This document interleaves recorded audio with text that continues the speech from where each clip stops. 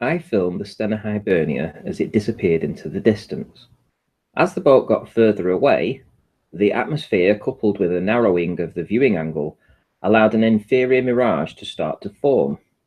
This is the point where the inferior mirage started, and I have placed a red line so it can be easier to see where the mirroring started to show. You will note that everything below the red line is in actual fact a replica image of the boat above, the same as if you placed a coin on a mirror. Here you can see what the Stena Hibernia looks like from a similar angle without any atmospheric issues to contend with. In this video, we see a dog and the pet's owner on a beach 1 mile away. The camera height is 3 feet. At this distance, there is no pseudo-curvature, and so we have a clear line of sight. Notice how the dog is on the sand, and yet its legs and mid-body are hidden by an inferior mirage, which is causing a mirroring downwards of the sky above. Yes, the blue underneath the dog and its owner is a reflection of the sky. Notice how it only affects the very smallest angle, resulting in only the lowest parts being hidden. Later in this video, the entire dog is hidden behind a wall of mirage, and this has absolutely nothing to do with any curvature of the Earth.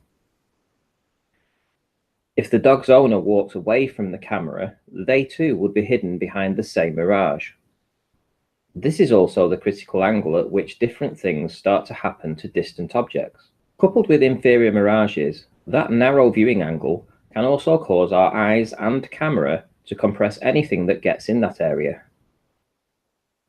Take a look at some images taken of the same boat at different heights, therefore narrowing the viewing angle to the hull and below. The width of the boat stays the same. Anything outside the critical angle stays the same in apparent size. Yet once the critical angle has been breached, the compression is severe.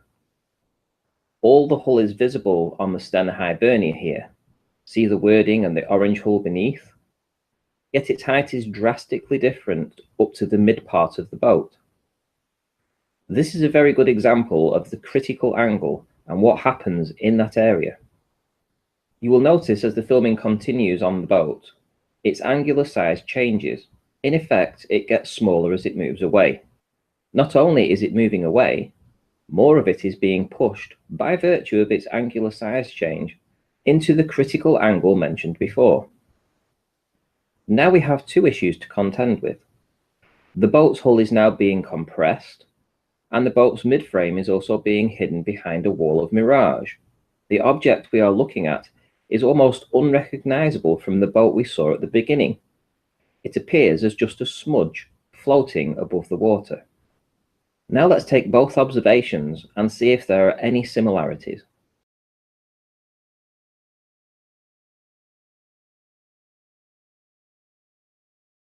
So there are two factors to consider when viewing things in the very narrow viewing angle, essentially trying to see things at around 90 degrees to yourself.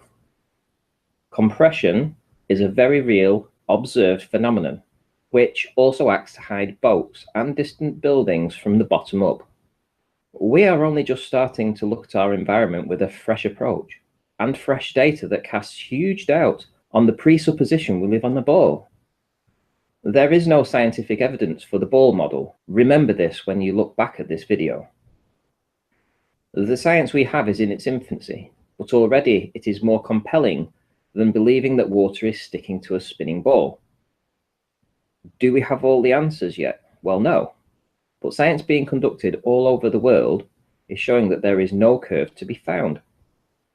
People are starting to wake up and question. Ask yourself, are you going to partake of the blue pill or the red pill?